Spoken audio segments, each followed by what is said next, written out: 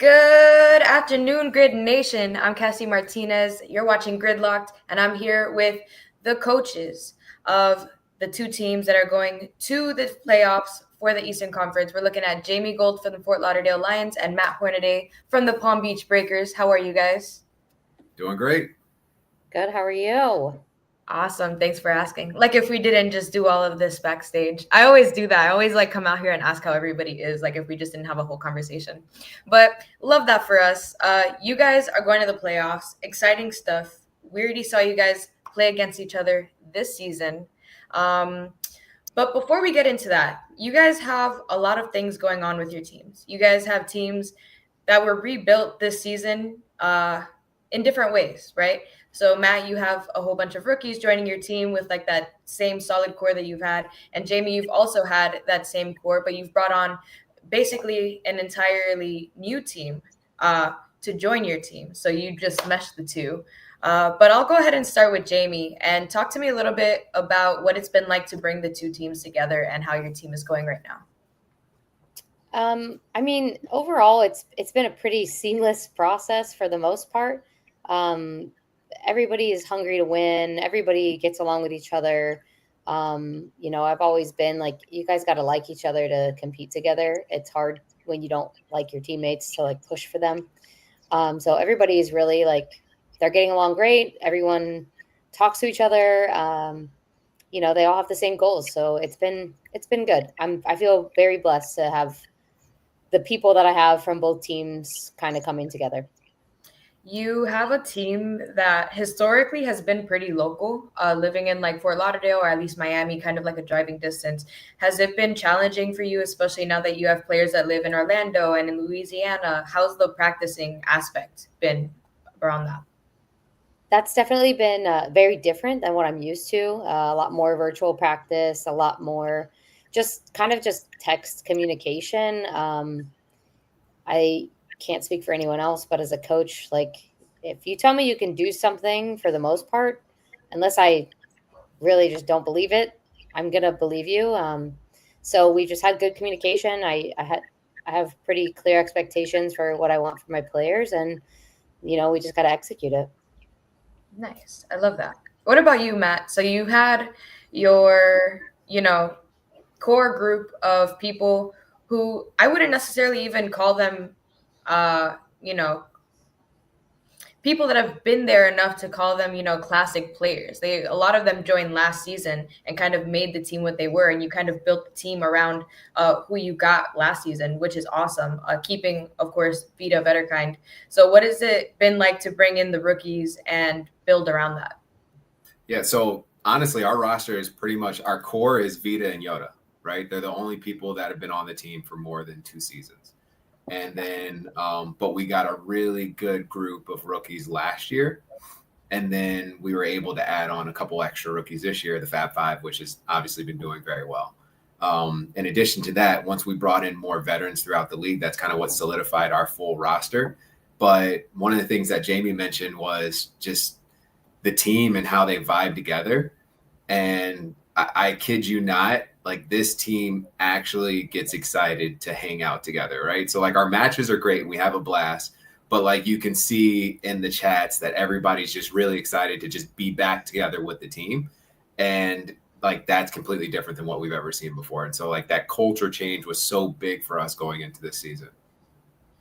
And you've said a lot about culture, and I'll bring this question to Jamie after. But when you think of Breakers culture, like what is it that you're what's the message that you're trying to deliver? What's the thought process behind building a culture? So the focal point for us was having fun, right? Be professional, and then like go out there and enjoy time with your friends. And so if we're able to deliver all of those things, we know we're going to have a dynamic team, right? Because when you, like Jamie said it too, when you have somebody that like you enjoy playing with, you enjoy hanging around, like you're going to work even harder for them, right? And everybody's trying to work hard for the team. Like a lot of the team has said like, this one's for Vita, this one's for Yoda, this one's for Matt, which is awesome, right? But really it's for all of us. But it's really cool that they're using that as extra motivation throughout like our practices, throughout our matches to kind of give it that extra little oomph. So couldn't be happier with that. That's awesome. That sounds really fun. What about you, Jamie? What about the Fort Lauderdale Lions and their culture? I got a bunch of dogs on this team this year. They just love competing. Like they're hungry. They just give it to me kind of players. And it's kind of cool. It's a little different than what I'm used to, only for the fact that I knew my old people so well. I didn't need some of the things that I get from these guys. So it's been really interesting to see kind of how hungry people are. And it's been great. I mean, they love each other.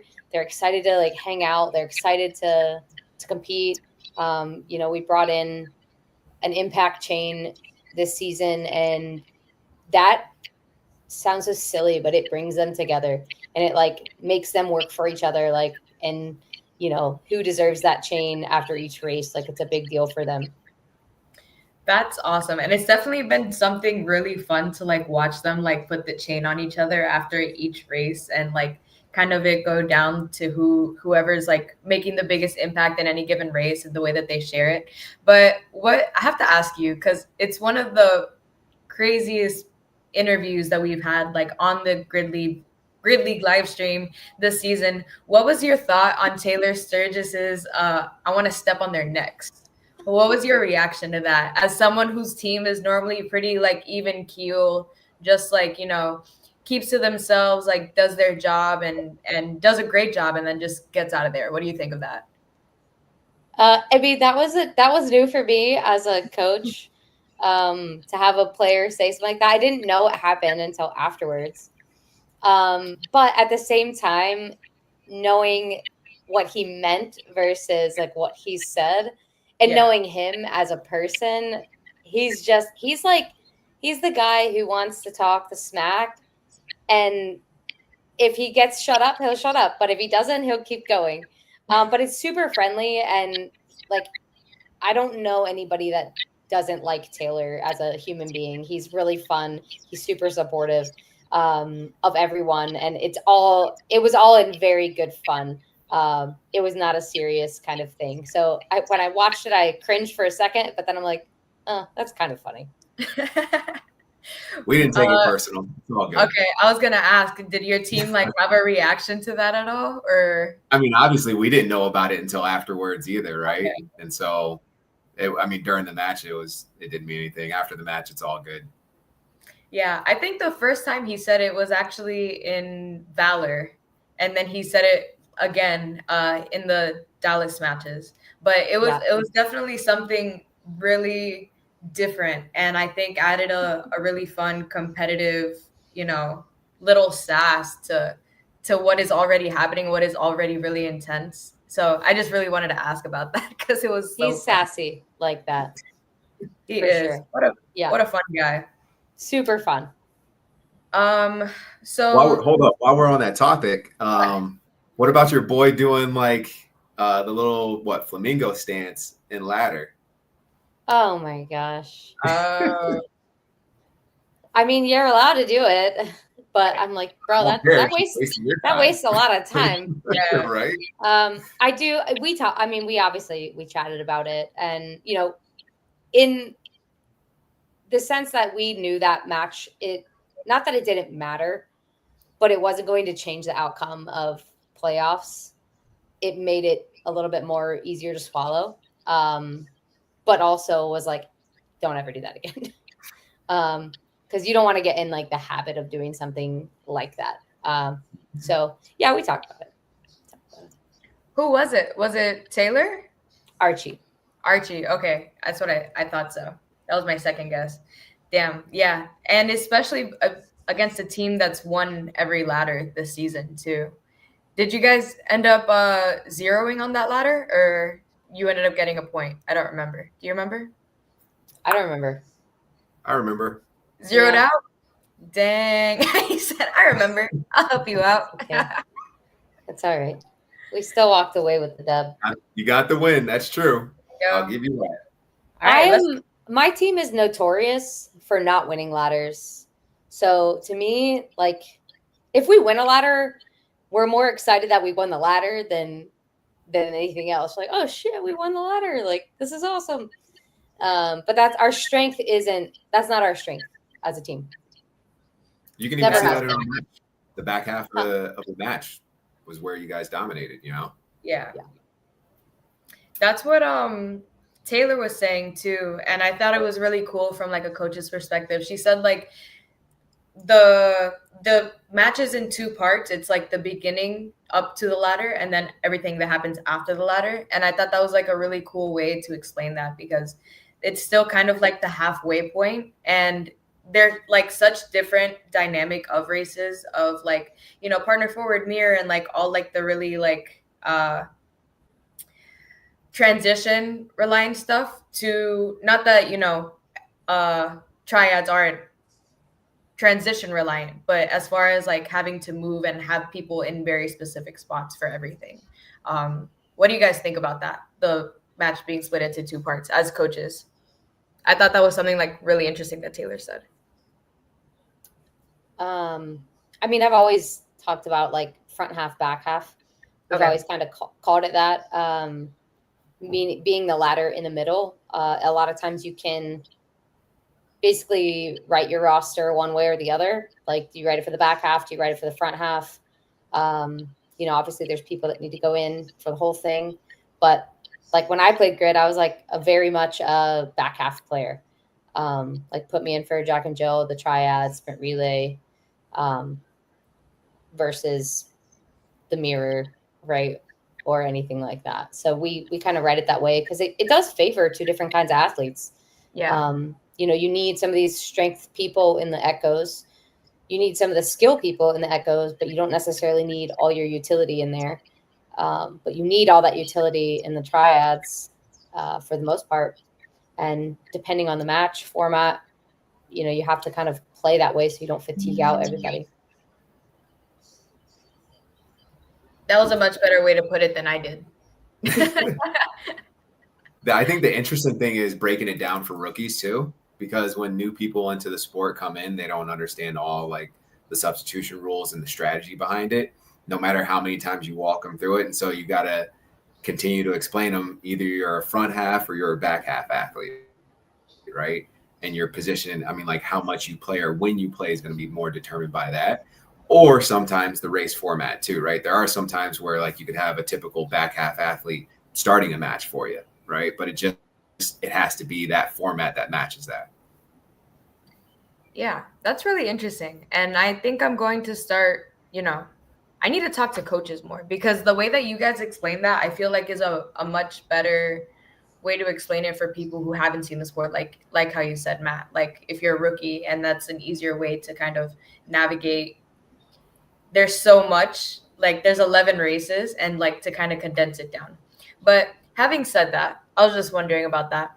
Let's talk about this W that the Lions got. And it was a bit of an upset.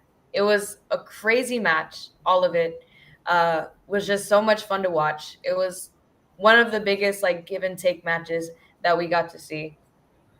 Let's talk about the rerun for sprint relay. There was a bad count on the Lions side for, what was it? The pull-ups?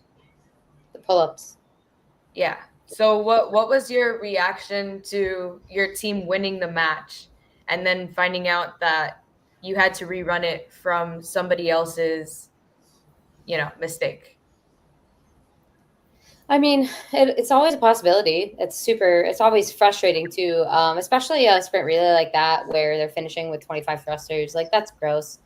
And, you know, it sucks because you know that you're going to have to send either somebody who's already done it or another player out there to go send it. And the person who got the penalty, essentially, she didn't even have to go again because it was on the front half of the sprint relay. So, yeah, I mean, it's always frustrating, but it is something that we need because they are human beings. They do make mistakes, and it has to be fair at the end. I'm not the kind of coach who wants to win off technicality. Like, I want to win because we won, not because, oh, well, the rules said this, that, and now we can't do this. So if that's what it meant, then that's what it meant. Yeah, you want a real win for sure. And your team, from who they are and who they've, you know, shown they are with the impact chain and everything, like they're about it and they're ready to go back in there and do that. And Matt, from a breaker's perspective, you hear that there's going to be a rerun. What is it that you're doing as a coach to kind of maybe change the strategy? Or was there any of that? Or was it kind of like stick to the program? And now that we're kind of able to have a more even match, maybe we can make it to the end first. So in that rerun, for the people that don't know, you have the last 4 elements, and it still has to be 2 guys and 2 girls finishing it, right? So when we were doing the original race, we had it set up so that we had a guy on the handstand push-ups, on the deficit handstand push-ups. Well, we couldn't do that same strategy now that you're down to 2 and 2. So the first thing that we had to do is figure out who's going to do the deficit handstand push-ups, and we had to put a girl on there. So we're trying to work that out and figure out who could put in place for that. So kudos to you guys. I mean, Megan, not only did she crush it the first time around, dude, she crushed it the second time around too. So that was awesome. Yeah. I mean, she was, you would have to ask Grid Stats the official times, but I'm pretty sure at a minimum, her and Yoda were on the same pace if she wasn't ahead of them. For sure, on the second run, she was ahead. There's no question about that. So that was the biggest thing that we were trying to figure out. Then on top of that, we ended up having a slight injury.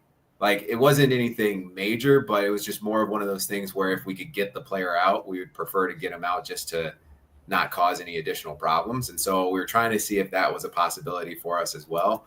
But it just, with the rules, it didn't work out in our favor.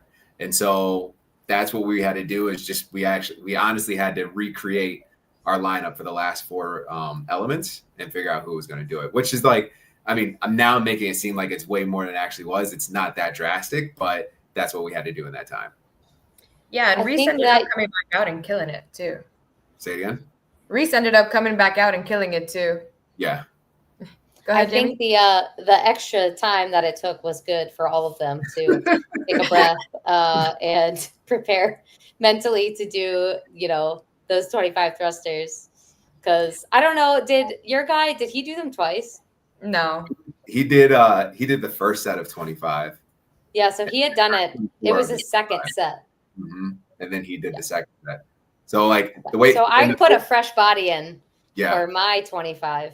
No, you also had a fresh body, Matt. It was Nathan Cobb the first time, and then it was Evan Newman. No, but Evan did the first 24 and 25. Oh, in the first quadrant. Gotcha. Yeah, in the first two. Yeah. So That's that was crazy. like part of my strategy was like, hey, like, I know you don't want to do these right now, but Marcos, like, you're in, man. Like, you can't ask Ryan to do this again. It's not fair. I know. Ryan, who said it on John Young said it on his podcast that he was watching your guys' match, and he was watching like Ryan DeMatti versus like Nathan Cobb. And he was like, man, Nathan Cobb is so fast, like in CrossFit, but Ryan DeMatti is like so like grid speed. Like if you put them together and you watch them side by side, it's like the perfect explanation of like CrossFit, fast and like grid fast. And I thought that was a really cool comparison. It's also a good visual of like a rookie versus a veteran, understanding how to pull yourself under the bar, how to, hit it and come back up really quick. That takes practice. Like you're not just fast to be fast. All these guys who get really, really, really fast, it's because they practice it. Yeah, for sure. And that 15-minute, break in between of like trying to figure out how you're going to do the rerun definitely helped. But I thought 15 minutes? It was 15 minutes. I looked back on the live stream. Wow. Yeah, I thought about that a little bit afterwards too, and I was like, damn, that sucks. Full recovery. Yeah. No. It's almost like, I think it was because of like there was an injury and like they didn't want to like exacerbate it and like have to like put somebody in that like just got hurt and like run the risk of course of having them get hurt again. And of course, Matt, you were trying to look at the rules and see what you could pull off maybe with somebody else. The league actually was looking into it, so the directors were looking into it to see what could be done. Right. Yeah. And the thing is that the athlete that went in was a wild card player. Right. And so the option could have been to not utilize that wild card, but then the person who we took out in favor of him wouldn't have been able to do the element. And so the backup on that element really wouldn't have worked out. It wouldn't have changed the results at the end of the day. And so that Reese said he could handle it and that he'd be fine, and he was. And so we were all right. I know. I felt kind of played because it was like, oh, Reese, he hurt his knee or whatever, and then you just see him like sprinting towards the finish line, like almost, I think, like ahead of Cardona, and I was like, he didn't hurt nothing. Like, what are you talking about? He's fine. You see him at the end, he comes up. Yeah. But it's just, it's one of those things. It's something that he was able to fight through versus completely eliminating him from it. But yeah, he had that grit, gangster. But yeah, it was definitely, what was the thought process behind putting Newman at the end? Because now when you see Marcos Medina versus Newman, now it starts to get a little bit more even between the two players. So Nathan Cobb before, he was fast, but he's also a little bit of a taller player than Newman too. And Newman was kind of able to catch up to Marcos, if that's possible, because Marcos was, I think, like 2 or 3 entire reps ahead by the time that Evan Newman even put hands on the bar. Yeah. I mean, obviously part of it was fatigue. There was no way, it wouldn't have been the optimal strategy to put Nate back in after just going through all that and going as ham as he possibly could in the first round. Even with the 15-minute break, it made sense to switch it up. And so, I mean, the fact that we have 2 guys like that we're able to play back and forth is huge for us. And even in that, like, yeah, Evan was able to catch up some ground, but he was too far behind to begin with for him to really come back and actually take that as a win. Yeah, that makes sense for sure. I mean, it was definitely a really fun match. Jaime, what was your team's reaction? Because I believe for most of it, the Breakers were actually ahead the entire match going into that sprint relay. What was your team's reaction? Especially, I wouldn't call you guys a classic matchup, but you guys always seem to end up on the same side of the conference, however they decide to cut it, whether it be, north or south or east or west. It's always like Lions and Breakers usually end up in the same conference. So I wouldn't call you guys, rivals, but now you guys are kind of the top of the food chain as far as your conferences go. So what was the reaction from your team, if any, especially given the Breakers' history and considering how the Breakers came out hot this season? I mean, personally, I kind of, at the beginning, we talked about like, hey, like, we're going to go play. I want you guys to stay safe. And then we kind of just started taking too many L's. And I was like, nope, shut it down. Like, let's go, step on the gas. Like, there's no reason to not push here and not end this season the way that we feel like we should end this season. And once they kind of snapped out of fun mode after like the second echo, I was like, that's enough. Like, this isn't fun anymore. Like, it's not fun to just lose every race. Like, it's just not fun. So, like, you guys want to have fun, you better step up. And they did. They did. I love that. I mean, sometimes it's just the attitude you approach, my coach in gymnastics, he used to always say, the attitude you approach a task with directly determines its outcome. And if you're going to go into it playing fun, the outcome is probably just going to be kind of like whatever, like your attitude is blasé, then you're probably going to see that out there. And then if you can switch that in the middle, which we did, I was like, all right, this isn't the Lions. Like, let's go. And I knew it was going to be a fight. Like, I didn't think at any point, like, oh, this is just going to be some kind of like walk in the park. I never approach any match like that, actually, because you just don't know what's going to happen out there. All you can do is play your best and give your all. And that's kind of what we kind of got back into. Hey, turn it on. Let's go. Let's show them the Lions. Heck yeah. I love that. Especially, I mean, you brought 2 teams together that have winning backgrounds, So, of course, there's going to be some level of like, oh, we're probably, above the Breakers considering their history, but it's time to snap out of it, especially when you start to fall behind like that.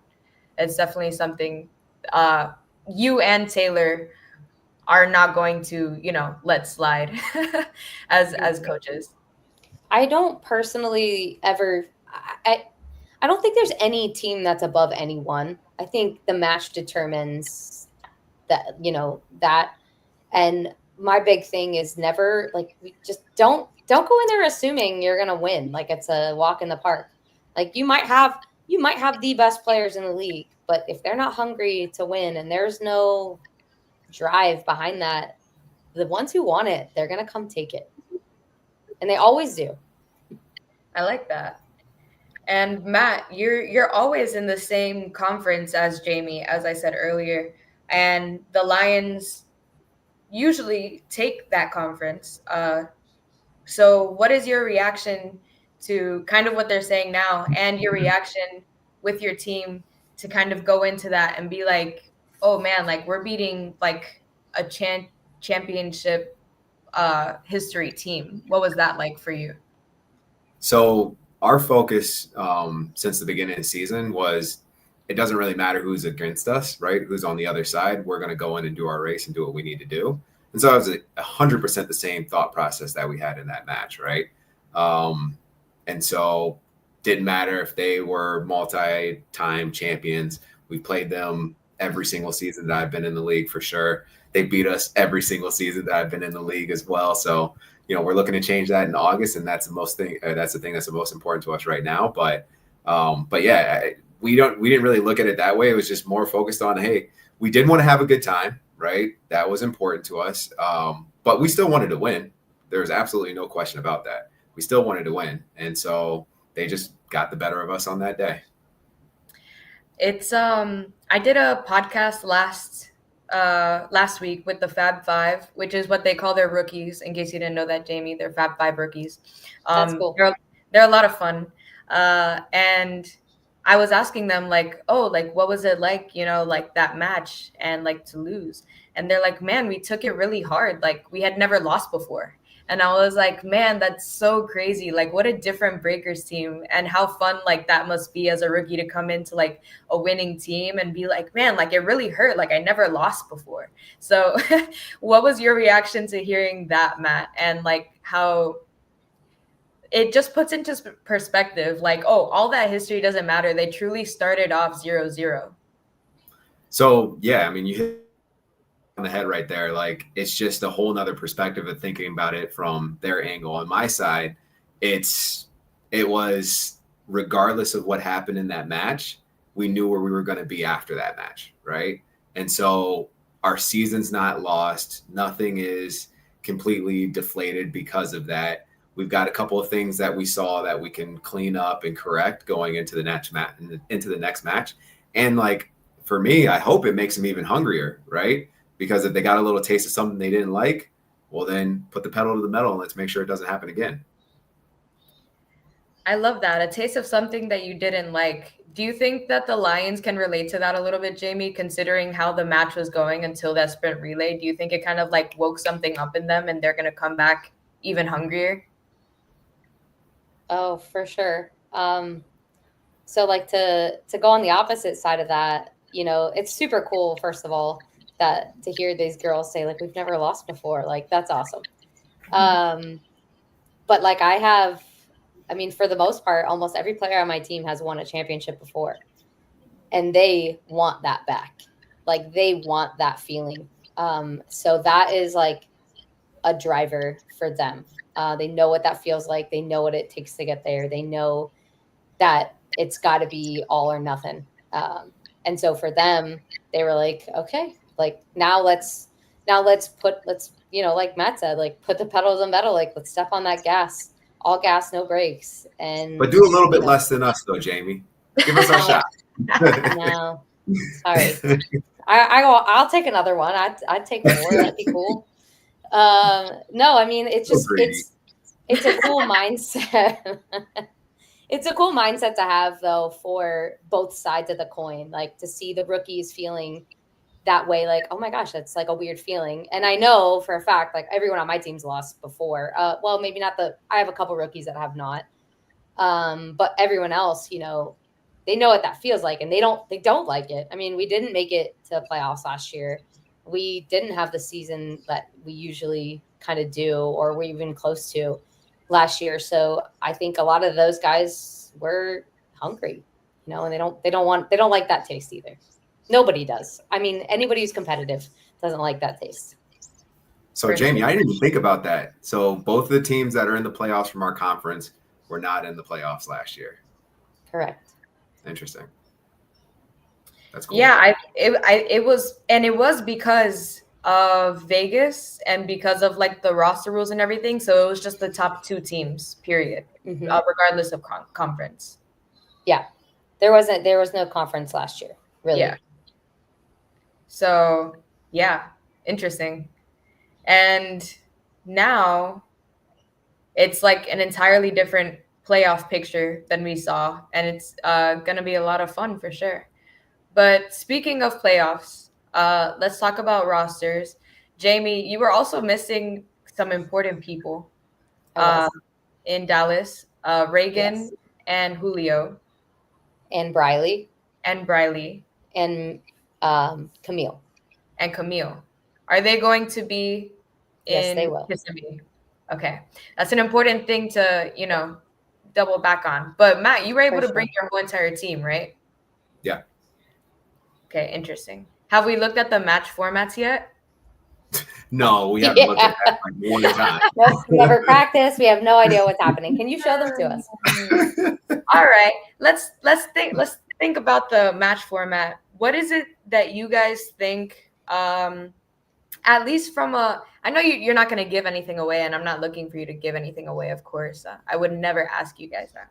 But what is it that we think that we're most looking forward to in the upcoming match format?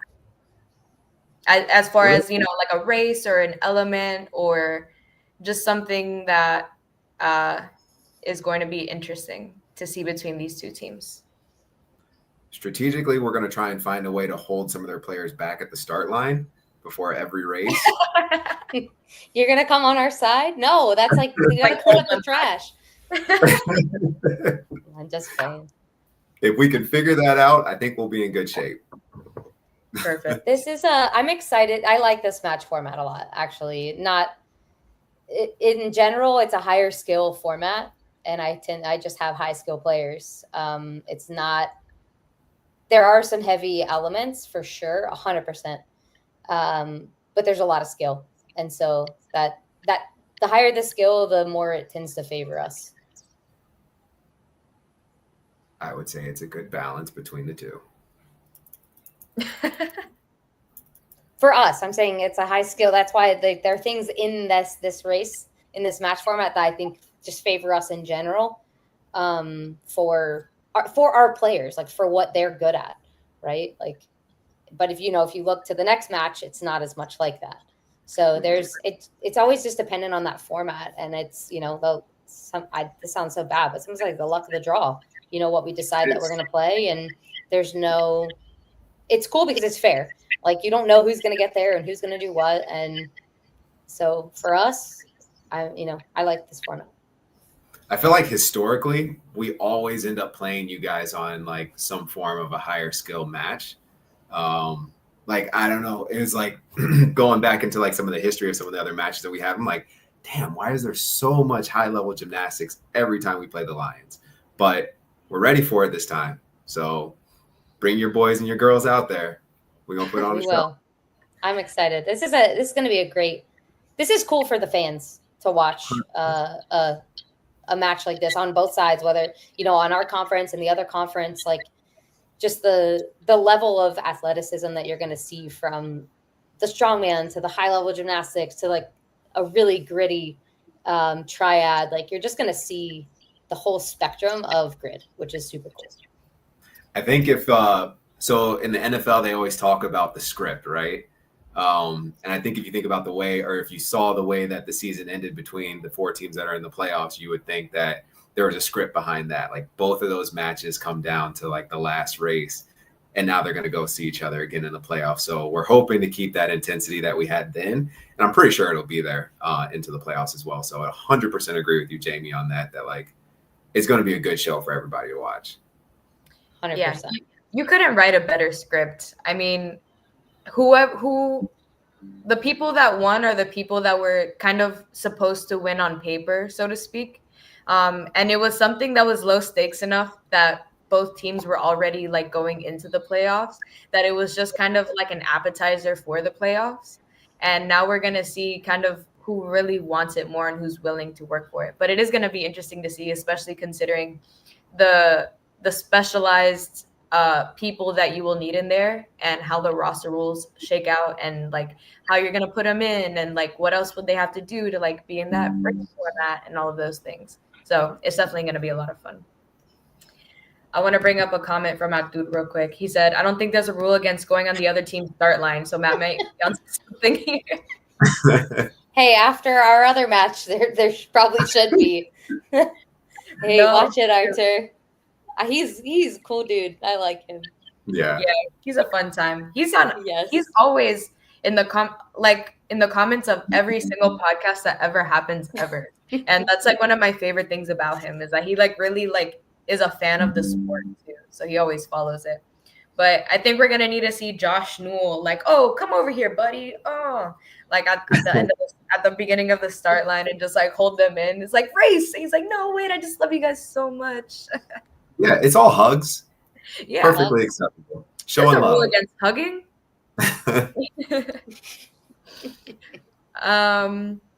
So we talked about the history between your two teams, the playoffs coming up, your players. Is there anything that you guys want to say before we hop off here and talk about your team a little bit, or anything that I forgot to mention that's like really important? Because I do that. From important. Go ahead, Matt. Go ahead. No. You go ahead. Ladies first. Ladies first. I knew you were going to say that. I was going to say from an important standpoint, no, I think you did a great job. Oh, you're so nice to me. I think everyone's excited. This has probably been, I want to say, one of the most, like, for the teams that are in the playoffs, like, yes, we had some blowout sort of matches, but we had some really intense, like Dallas in general, for I think everybody was so intense from almost every team. Like there was not really like a ton of like big blowouts. And I think that made people really, really excited, especially the ones moving forward, to have like that really, really good competition, because it's not fun on either side if you're absolutely demolishing a team or if you're actually getting your butt kicked. It's not fun either way. So I think Dallas was great. You saw all the teams starting to come together. You saw everybody starting to find their groove and stick with their team. So yeah, I'm excited for this playoff championship weekend. I think the big thing too from the teams that aren't in the playoffs and like kind of what we did last year was continuing that momentum from the end of the season that you had. Cause like you said, everybody had an upward swing towards that end of the season. So like continuing that in the off season is going to like do them extremely well going into the beginning of the regular season next year. So like, not only am I excited about us for playoffs, but honestly seeing what the league's going to be in 2026 is going to be insane if it continues the way that it was in Dallas. Definitely. I keep on saying this and I keep on getting pushback on it, but the way that I see it, there's never been, a really foggy championship picture. It's always kind of been like, oh yeah, like these two teams are going into the championship, like after playoffs kind of thing. But I think this is the real like first time that it can really go either way in both conferences, that it's like, whoa, like there is no clear championship picture. Like I have no idea who's going into the championships. Like, and I don't even want to guess because like it's going to be crazy and it's going to be so fun to watch. I keep on getting pushback on that. Like, oh, like, it's grid, like, no. Like you can always kind of tell like more or less, at least one of these teams is like kind of going to the championships for sure. But I keep on saying that, and I really truly like mean it. And it's going to be so fun to like watch you guys play and get it in. But before I let you guys go, I've been asking everybody. I know that I just said that I won't give my opinion, but I'm in a different position than you guys. You guys are coaches, so you guys get to talk your crap. But who do we think is going to the championship in the Western Conference? If you want to give me your opinion.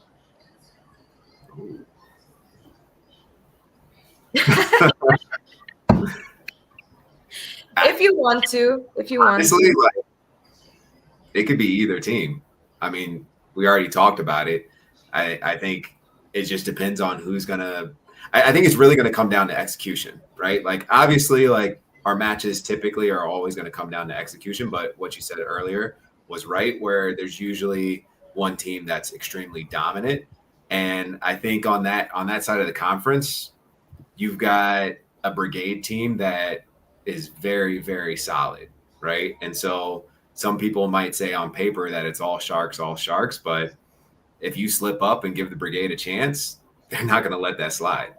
So I think it's really just going to come down to who executes better and wins the races that they're supposed to win. Of course, you got to do that first. But then it's going to come down to who's going to be the one to steal one of the races that they weren't supposed to win. So I don't know who's going to do it, but we'll see. Interesting. Jaime?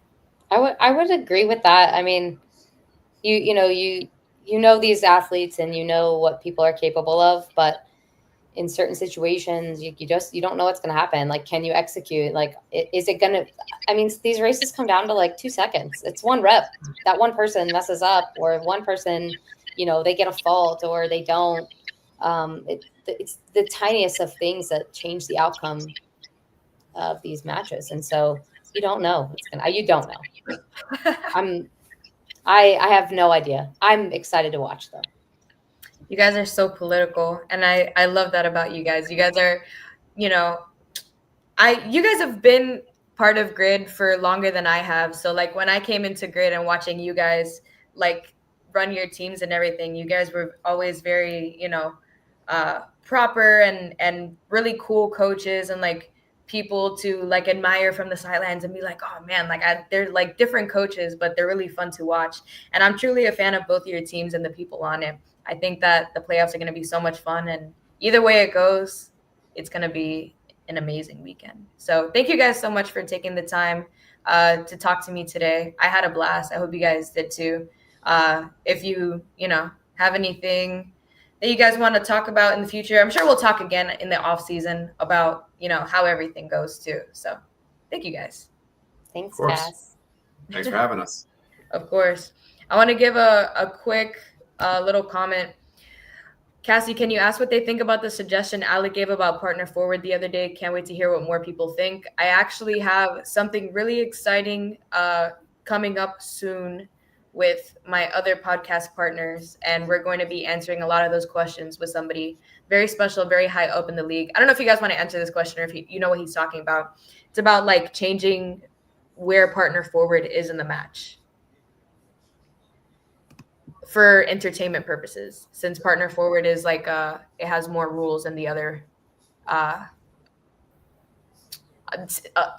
races. Like you have to like explain the hash mark and like everything that goes down the grid. I don't know if you guys have an opinion on that at all. This is your first time. He wants to change it, like he wants it to be in a different place. It was just something that was brought up about the way that people experience grid and watch it, and where partner forward is like not the most optimal to get people like hooked onto the sport, I think was the point. Which is for us, I feel really interesting to think about, just because it's always been that way. It's like we start with partner forward, like that's like the beginning of the match. Like it kind of messes with what we were talking about front half and back half of the match earlier. And I think that's where he was like kind of getting the idea to ask you guys about that too. So I guess that's a better question. Do you think it would mess with the dynamics of like front half and back half if you change where partner forward is in a match because of the roster that you would have to have in the roster rules? It depends on where it's moving in the match. I don't think we made that suggestion. I think that was just his idea. If he's just shifting it, again, if he's keeping it in the front half of the match, but just shifting it from being first to maybe the third or fourth race, then, like that could be a little bit different. But you also you got mirror and you got ladder in there too, right? Yeah. And so it just like, it all depends on where you're trying to put that in the match format. Yeah. That's a good point. So if we go back, right? So I've been playing grid since 2015, 14, whenever it first started, right? Yeah. We used to do partner forward, and then you had the mirror, and then you had a male echo and a female echo. And so it was like 2 team, and then like 2 mixed gender, and then 2 same gender. And I don't know the rationale as to why it started that way, but it kind of helps breed that, like, we're a team kind of thing. We're doing things together. But now that we've changed things a lot, it could probably serve a cool purpose maybe after something else. But I would be curious, like, what's your idea on a reorder? Like, what is your whole order to figure out, like, yeah, that'd be cool there, or no, that wouldn't be cool there, you know? Because like Jack and Jill is super cool to watch because it's so high level, but it's not very team, right? Like the Echoes, you know, or the Mirror, where there's a bunch of people out there. So it would be, I want to know what he thinks catches people's attention the most, and then start from there and like work it back and see also from a fatigue standpoint too, like how would that impact people? Exactly, because starting off on an echo is really intense way to start off a match. Like it's like, holy crap, you're doing like one of the hardest things like right away, from like basically just like warming up chill in the back. And Atur is in the comments. You could read his comments if you like. But we do have that event coming up that we're going to announce sometime this week, and it's going to be a lot of fun. So hopefully you guys will be in the comments for that, and you can hear a little bit more about what's to come. But it's going to be a fun time. And thank you guys so much and for your time, and appreciate it. Thanks for having us. Yeah, thank you. Let's peace sign it out.